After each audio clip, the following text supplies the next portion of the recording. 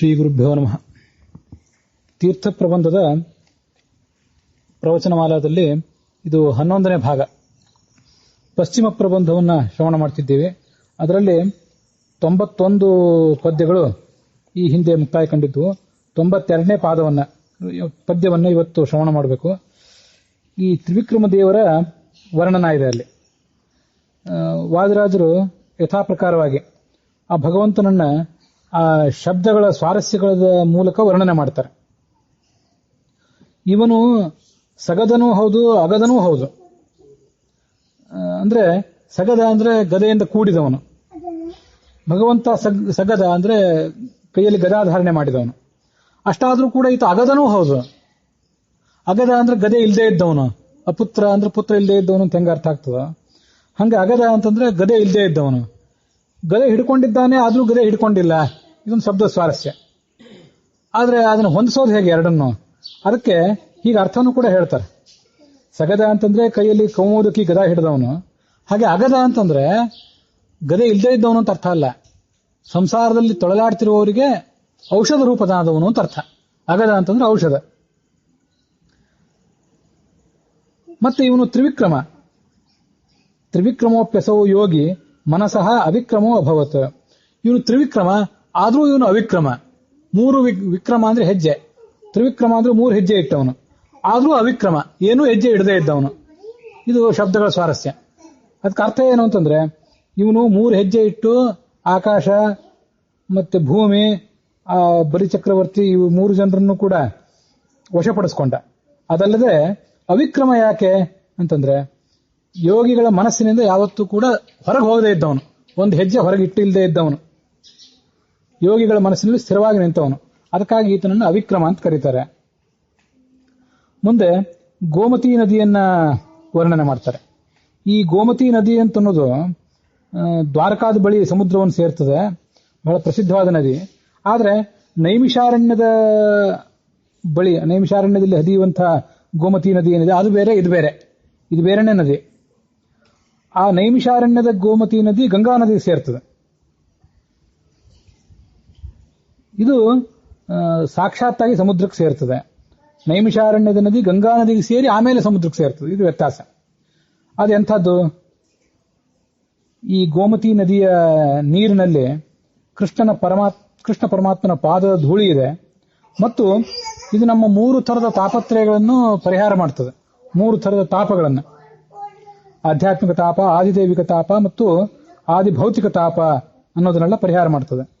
ಆಧ್ಯಾತ್ಮಿಕ ತಾಪ ಅಂತಂದ್ರೆ ನಮಗೆ ಬರುವಂತ ಜ್ವರ, ರೋಗ ಇತ್ಯಾದಿಗಳು. ಆದಿ ಭೌತಿಕ ತಾಪ ಅಂತಂದ್ರೆ ಬರಗಾಲ, ಅತಿಯಾದ ಮಳೆ, ಇದರ ಪಂಚಮಹಾಭೂತಗಳಿಂದ ಬೆಂಕಿಯಿಂದ ಬರುವಂತಹ ಆಪತ್ತು, ಭೂಕಂಪ, ಪೃಥ್ವಿ, ಅಪು, ತೇಜಸ್ಸು ಇತ್ಯಾದಿಗಳಿಂದ ಬರುವಂತಹ ಆಪತ್ತಿಗೆಲ್ಲ ಆದಿಭೌತಿಕ ಆಪತ್ತು ಅಂತ ಕರೀತಾರೆ. ಆಧ್ಯಾತ್ಮಿಕ ಆಪತ್ತು, ತಾಪ ಅಂತಂದ್ರೆ ನಮ್ಮೊಳಗೆ, ಆತ್ಮ ಅಂದ್ರೆ ನಾವು, ನಮ್ಮೊಳಗೆ ನಮ್ಮ ಶರೀರಕ್ಕೆ ಬರುವಂತಹ ಜ್ವರ, ಮನೋರೋಗ ಇತ್ಯಾದಿಗಳು, ಇದನ್ನೆಲ್ಲ ಪರಿಹಾರ. ಇದು 2ನೇ ತಾಪ. ಇನ್ನು ಆದಿ ದೈವಿಕ ತಾಪ ಅಂತ ಒಂದು, ಭಗವಂತನ ಶಾಪ, ಯಾವುದೋ ದೇವತೆಯ ಶಾಪ, ಯಾವುದೋ ಒಂದು ಕಾರಣಕ್ಕಾಗಿ ನಾವು ಸರಿಯಾಗಿ ನಡ್ಕೊಳ್ಳದೇ ಇರುವ ಮೂಲಕವಾಗಿ, ಕುಲದೇವರಿಗೆ ನಡ್ಕೊಂಡಿಲ್ಲ, ಇಂಥವೇನೋ ಹೇಳ್ತಿರ್ತಾರಲ್ಲ, ಯಾರಿಗೋ ದೇವತೆಗಳಿಗೆ ದ್ರೋಹ ಮಾಡಿದ್ವಿ, ಆ ದೇವತೆಯ ಶಾಪದಿಂದಾಗಿ ಬಂದಿರುವ ಸಮಸ್ಯೆಗಳಿಗೆಲ್ಲ ಆದಿ ದೈವಿಕ ತಾಪ ಅಂತ ಕರೀತಾರೆ. ಹೀಗೆ 3 ತಾಪಗಳನ್ನು ಪರಿಹಾರ ಮಾಡುವಂಥದ್ದು ಈ ಗೋಮತಿ ನದಿ.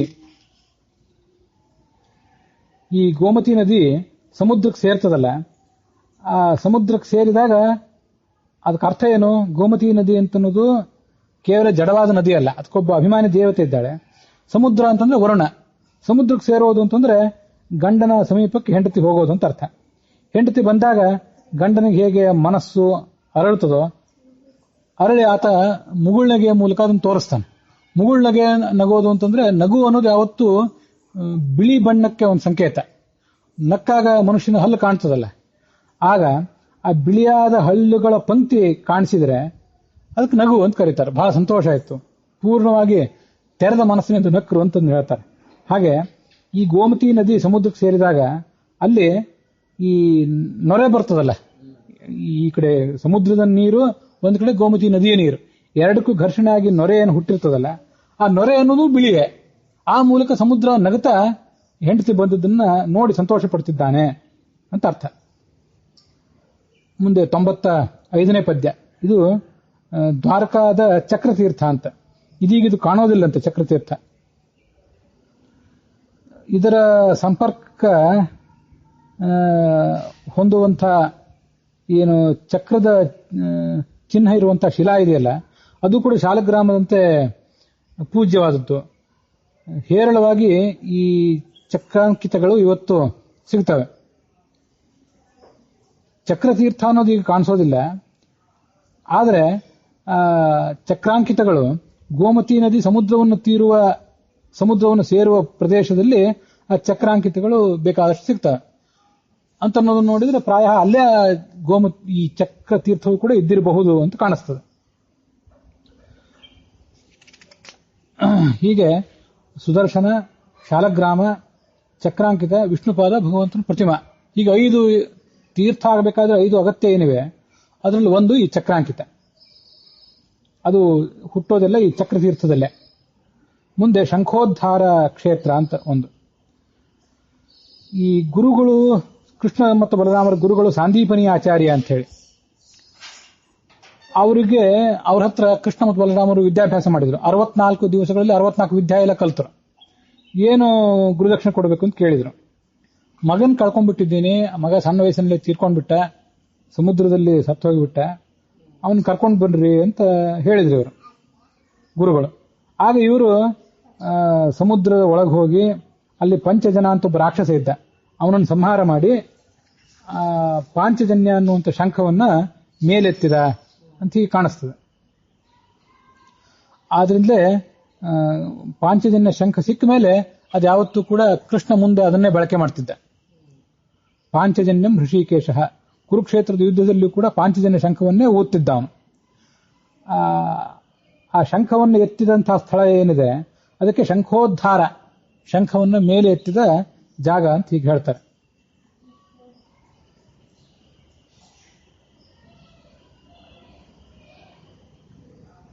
ಈ ಶಂಖವನ್ನು ಮೇಲೆತ್ತಿದ ಕಥಾದ ಮೂಲಕ ವಾದಿರಾಜ ಸ್ವಾಮಿಗಳು ಏನು ಸೂಚನೆ ಮಾಡ್ತಿದ್ದಾರೆ ಅಂತಂದ್ರೆ, ಶಂಖ ವಸ್ತುತಃ ಸ್ವಚ್ಛವಾದ ಶಂಖ, ಶುದ್ಧವಾದ ಶಂಖ, ಅದು ಬಿಳಿ ಬಣ್ಣದ ಶಂಖ.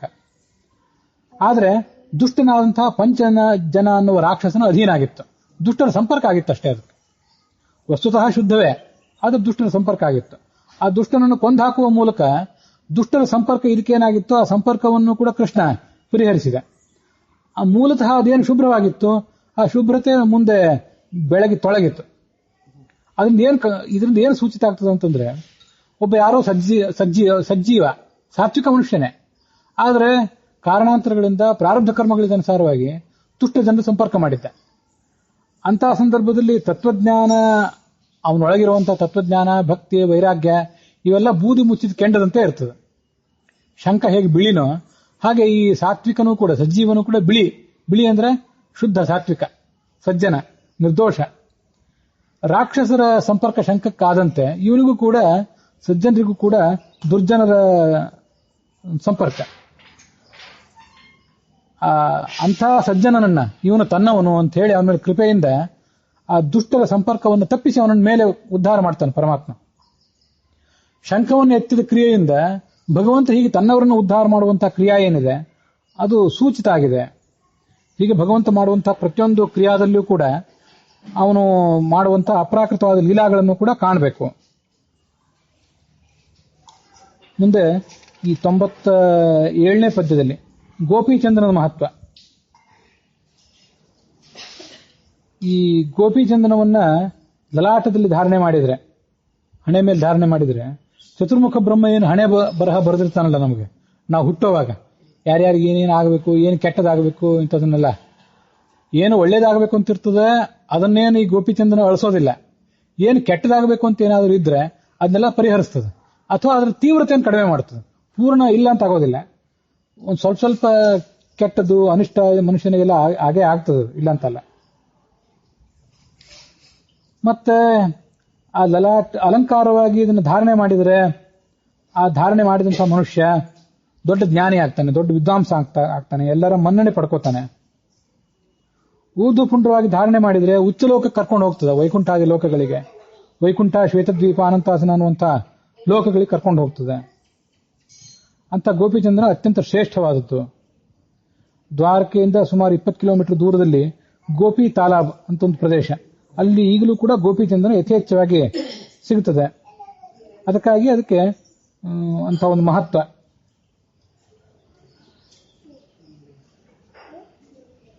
ಇದನ್ನ ಪ್ರತಿಯೊಬ್ಬರು ಕೂಡ ಧಾರಣೆ ಮಾಡಬೇಕು. ಇದೊಂದು ಸ್ವಾರಸ್ಯ ಏನು ಅಂತಂದ್ರೆ, ಗೋಪಿಚಂದನವನ್ನ ಮತ್ತೆ ಊರ್ಧ್ವ ಪುಂಡವನ್ನ, ಉದ್ದ ನಾಮವನ್ನ ನಾವು ವೈಷ್ಣವರು ಮಾತ್ರ ಧಾರಣೆ ಮಾಡ್ತೀವೇನೋ ಅನ್ನುವಂಥ ಒಂದು ಭಾವನೆ ಇರ್ತದೆ. ಇದು ನಿಮಗೆ ಗೊತ್ತು, ಈ ವೈಷ್ಣವರು ಮತ್ತೊಂದು ಕಡೆ ಸ್ಮಾರ್ತರಿದ್ದಾರೆ. ಇವರಿಬ್ಬರು ನಡುವೆ ಭಾಗವತರು ಅಂತ ಒಂದು ಪಂಗಡ ಇದೆ, ಅದು ನಿಮ್ಗೆಲ್ಲರಿಗೂ ಗೊತ್ತೇ ಇದ್ದೇ ಇದೆ. ಅವರು ಹಗಲು ಹೊತ್ತು ಗೋಪಿಚಂದನವನ್ನ, ಸಾಯಂಕಾಲ ಭಸ್ಮವನ್ನ ಧಾರಣೆ ಮಾಡ್ತಾರೆ. ಅಥವಾ ಸಾಯಂಕಾಲ ಗೋಪಿಚಂದನ, ಹಗಲು ಹೊತ್ತು ಭಸ್ಮ ಧಾರಣೆ ಮಾಡ್ತಾರೆ ಏನೋ, ಸ್ವಲ್ಪ ನಾನು ಹಿಂದೆ ಮುಂದಾಗಿ ಹೇಳಿರಬಹುದು, ಅದು ನಿಮ್ಗೆ ಗೊತ್ತು. ಕಟ್ಟಾ ಸ್ಮಾರ್ತರಾದವರು ಕೂಡ ಉಪನಯನದ ಸಂದರ್ಭದಲ್ಲಿ ಒಂದು ದಿವಸ ಗೋಪಿಚಂದ್ರನೇ ಧಾರಣೆ ಮಾಡ್ತಾರೆ. ಅಂತ ಕಟ್ಟಾ ಸ್ಮಾರ್ತರಾದವರನ್ನೇ ನಾನು ಮಾತಾಡಿಸಿ ಅವ್ರ ಸಂಪ್ರದಾಯಗಳನ್ನು ತಿಳ್ಕೊಂಡು ನಿಮ್ಮ ಎದುರಿಗೆ ಮಾಹಿತಿಗಾಗಿ ಇದನ್ನು ಹೇಳಿದೆ. ಯಾಕೆ ಅಂತಂದ್ರೆ, ಗೋಪಿಚಂದನವನ್ನ ಜನ್ಮದಲ್ಲಿ ಒಂದು ಬಾರಿ ಆದರೂ ಧಾರಣೆ ಮಾಡದೆ ಹೋದ್ರೆ ವೇದಾಧಿಕಾರ ಸಿದ್ಧನೇ ಆಗೋದಿಲ್ಲ. ಉಪನಯನ ಮಾಡೋದು ಯಾತಕ್ಕಾಗಿ? ವೇದದ ಅಧಿಕಾರ ನಾಳೆ ಸಿದ್ಧ ಆಗಬೇಕು. ಗಾಯತ್ರಿ ಮಂತ್ರವನ್ನು ಅಧ್ಯಯನ ಮಾಡೋದು ಅಂತಂದ್ರೆ ಅದು ನಾಳೆ ಎಲ್ಲಾ ವೇದಗಳನ್ನು ಅಥವಾ ತನ್ನ ಶಾಖೆಗನುಸಾರವಾದಷ್ಟಾದರೂ ವೇದಗಳನ್ನ ಅರ್ಥ ಸಮೇತವಾಗಿ ಓದ್ಲಿಕ್ಕೊಂದು ಪ್ರಾರಂಭದ ಸಂಕೇತ ಅದು. ಹೀಗೆ ವೇದಗಳನ್ನು ಅಧ್ಯಯನ ಮಾಡ್ಲಿಕ್ಕೆ ಮೂಲ ಅಧಿಕಾರ ಯಾವುದು ಅಂತಂದ್ರೆ ಗೋಪಿಚಂದ್ರವೇ. ಅದಕ್ಕಾಗಿ ಅವರು ಕೂಡ ಕಟ್ಟಾ ಸ್ಮಾರ್ತರಾದವರು ಕೂಡ ಉಪನಯನದಲ್ಲಾದರೂ ಒಂದು ದಿವಸ ಆ ಗೋಪಿಚಂದ್ರನ ಧಾರಣೆ ಮಾಡೇ ಮಾಡ್ತಾರೆ. ಅದು ತಿಳುವಳಿಕೆ ಇಲ್ಲದೆ ಇದ್ದವರು, ಅದ್ರ ಬಗ್ಗೆ ಸರಿಯಾದ ಮಾಹಿತಿ ಇಲ್ಲದೆ ಇದ್ದವ್ರು ಈಗ ಬಿಟ್ಟಿದ್ದಾರೇನೋ, ಆದ್ರೆ ಅಂಥ ಸಂಪ್ರದಾಯ ಇದೆ, ಅದು ಗೊತ್ತಿರಬೇಕು. ಭಾತಿ ಸಿದ್ಧಪುರಿ ಯತ್ರ ಸಿದ್ಧಾ ಮುಕ್ತಿಪುರಿ ನೃಣಾಂ. ಮುಂದೆ ಸಿದ್ಧಪುರಿ ಅಂತ ಒಂದು ಕ್ಷೇತ್ರದ ಮಹತ್ವ ಹೇಳ್ತಾರೆ. ಅದು ಎಲ್ಲಿ ಸಿದ್ಧಪುರಿ ಅಂತಂದ್ರೆ, ಇದು ಕೂಡ ಗುಜರಾತ್ನಲ್ಲೇ. ಮಾತೃಗಯ ಅಂತ ಹೇಳ್ತಾರಲ್ಲ, ಪಿತೃಗಯ ಇದು ಬಿಹಾರದಲ್ಲಿರೋದು. ಮಾತೃಗಯ ಅಂತ ಒಂದಿದೆ, ಅಹಮದಾಬಾದ್ನಿಂದ ಸುಮಾರು 100 ಕಿಲೋಮೀಟರ್ ದೂರದಲ್ಲಿದೆ. ಬಿಂದು ಸರೋವರ, ಕಪಿಲ ತೀರ್ಥ ಅಂತ 2 ಸರೋವರಗಳು, ಮತ್ತೆ ಅಲ್ಲೇ ಒಂದು ಸರಸ್ವತಿ ನದಿಯು ಕೂಡ ಹರಿತದೆ. ಮಳೆಗಾಲದಲ್ಲಿ ಸ್ವಲ್ಪ ನೀರು ಇರ್ತದೆ, ಬೇರೆ ಕಾಲದಲ್ಲೆಲ್ಲ ನೀರು ಕಾಣಿಸೋದಿಲ್ಲ. ಆದರೂ ಸ್ವಚ್ಛವಾದಂಥ ನೀರು ಅಲ್ಲಿ ಕಾಣಿಸ್ತದೆ. ಮುಂದೆ ಕಪಿಲಾ ನದಿಗೆ ಇದು ಹೋಗಿ ಸೇರ್ತದೆ, ಆ ಪ್ರಭಾಸ ಕ್ಷೇತ್ರದಲ್ಲಿ. ಮತ್ತೆ ಹಿರಣ್ಯ ನದಿಗೆ ಹೋಗಿ ಸೇರ್ತದೆ, ಅಲ್ಲೇ ಸಮುದ್ರವನ್ನು ಸೇರ್ತದೆ ಮುಂದೆ.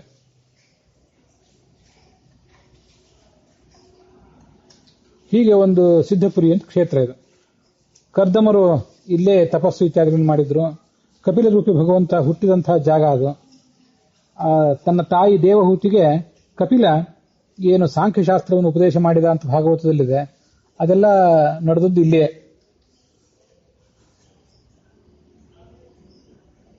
ಹೀಗೆ ತಾಯಿಗೆ ತತ್ವೋಪದೇಶವನ್ನು ಮಾಡಿ ಅವಳಿಗೆ ಸದ್ಗತಿ ಕೊಟ್ಟ ಕಾರಣಕ್ಕಾಗಿ ಇದಕ್ಕೆ ಮಾತೃಗಯ ಅಂತ ಹೇಳ್ತಾರೆ.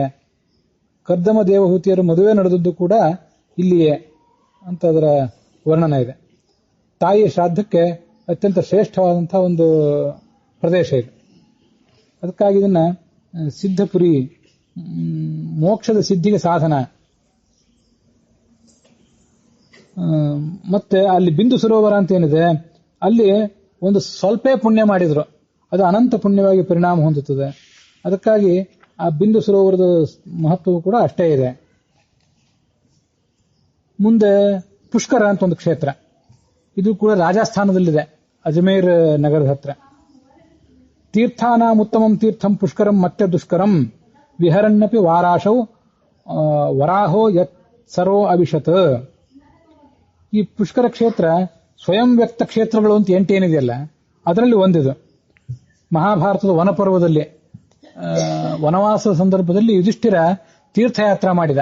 ಆಗ ಅವನು ಈ ಪುಷ್ಕರ ಕ್ಷೇತ್ರಕ್ಕೂ ಕೂಡ ಬಂದಿದ್ದ ಅಂತ ಅದರ ವರ್ಣನ ಇದೆ.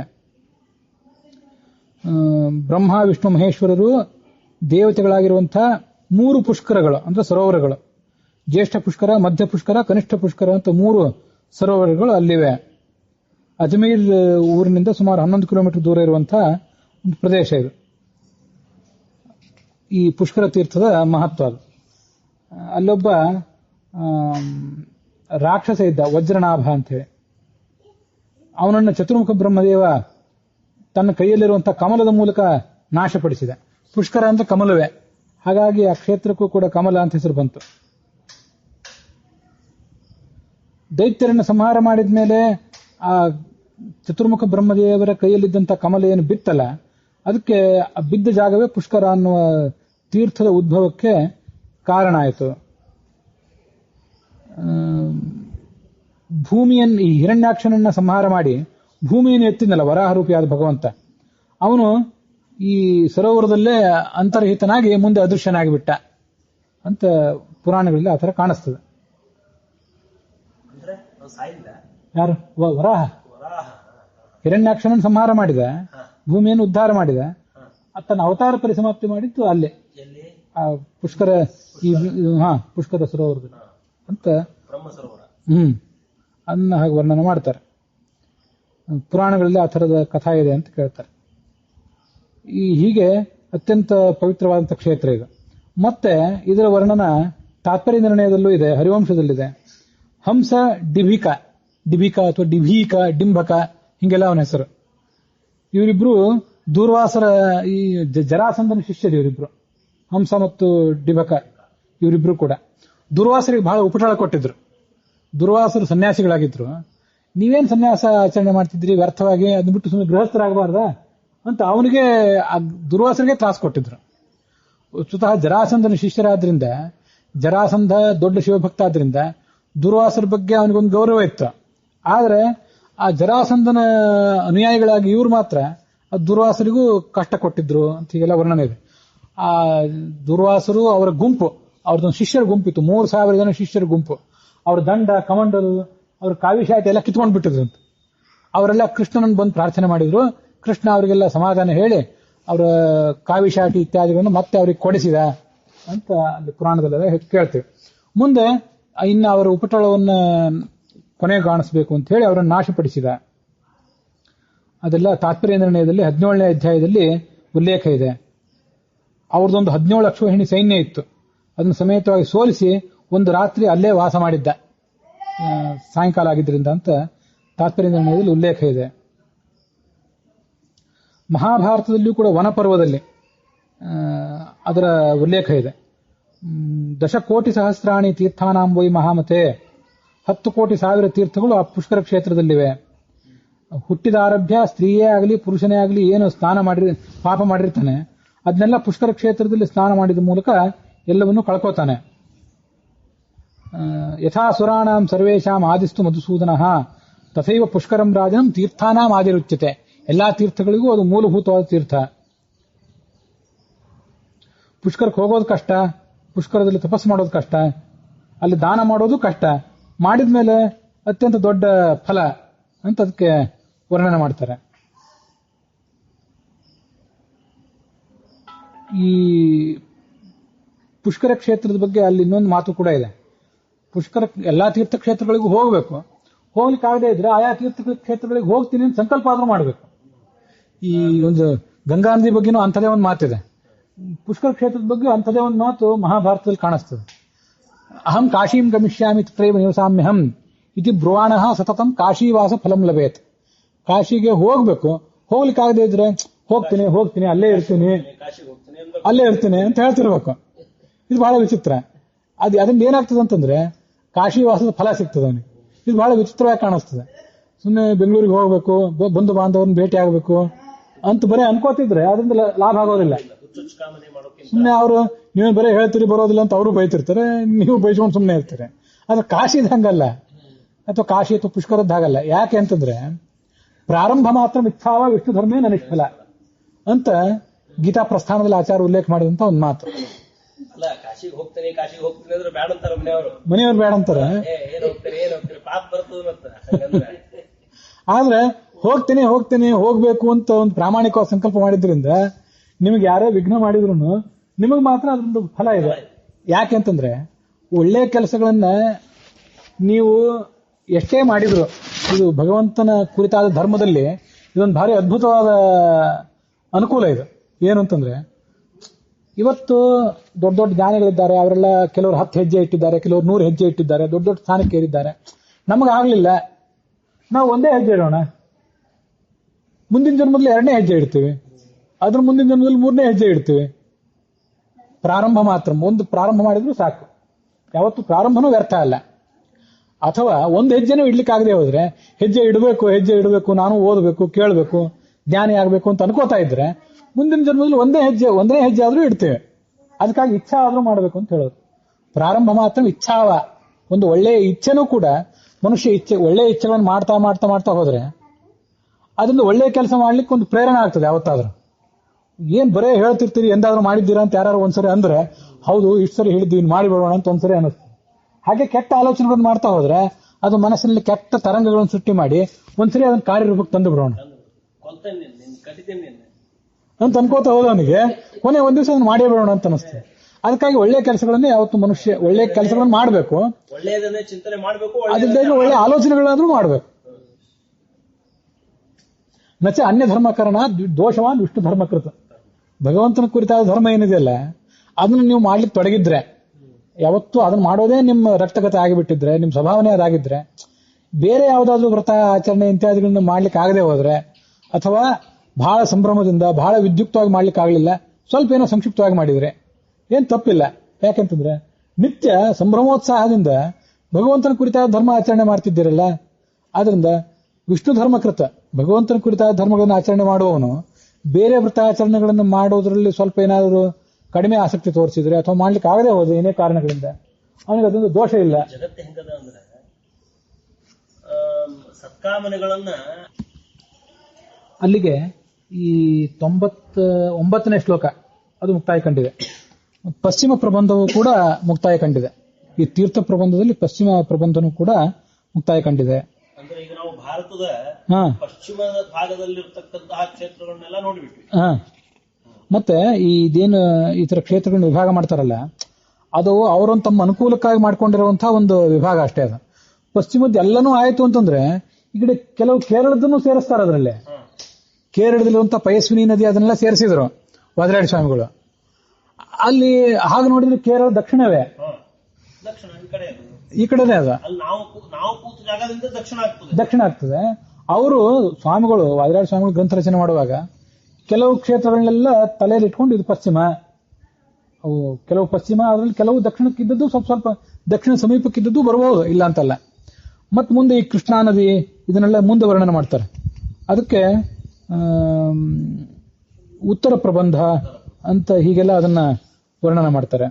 ಮುಂದಿನ ಉತ್ತರ ಪ್ರಬಂಧ, ಹೀಗೆ ಅವ್ರದೊಂದು ತೀರ್ಥ ಕ್ಷೇತ್ರಗಳನ್ನು ವರ್ಣನೆ ಮಾಡ್ಲಿಕ್ಕಾಗಿ ಒಂದು ಸೌಕರ್ಯ ಅವ್ರು ಮಾಡ್ಕೊಂಡದ್ದು. ಬಹುತೇಕ ಅಲ್ಲಲ್ಲಿ ಇದ್ದದ್ದೇ ಅವು, ಆದ್ರೂ ಒಂದು ಅನುಕೂಲ ದೃಷ್ಟಿಯಿಂದ ಅವ್ರು ಮಾಡ್ಕೊಂಡಿರುವಂಥದ್ದು. ಅದರೊಳಗೆ ತೀರ್ಥ ಕ್ಷೇತ್ರಗಳ ವರ್ಣನಾದಲ್ಲಿ ಪಶ್ಚಿಮ ಪ್ರಬಂಧವನಿಗೆ ಶ್ರವಣ ಮಾಡಿ ಮುಕ್ತಾಯ ಮಾಡಿದ್ದೀವಿ. ಇದು ವಾದಿರಾಡಿ ಸ್ವಾಮಿಗಳ ಅಂತರ್ಯಾಮಿ ಆದಂತಹ ಭಾರತೀಯರ ಮುಖ್ಯ ಪ್ರಾಣಾಂತರ್ಗತನಾದಂತಹ ಲಕ್ಷ್ಮೀ ಹೇಗ್ರೀವ ದೇವರಿಗೆ ಸಮರ್ಪಿತ ಆಗಿದೆ. ಈ ಭಾಗವು ಕೂಡ ಮುಕ್ತಾಯ ಕಂಡಿದೆ.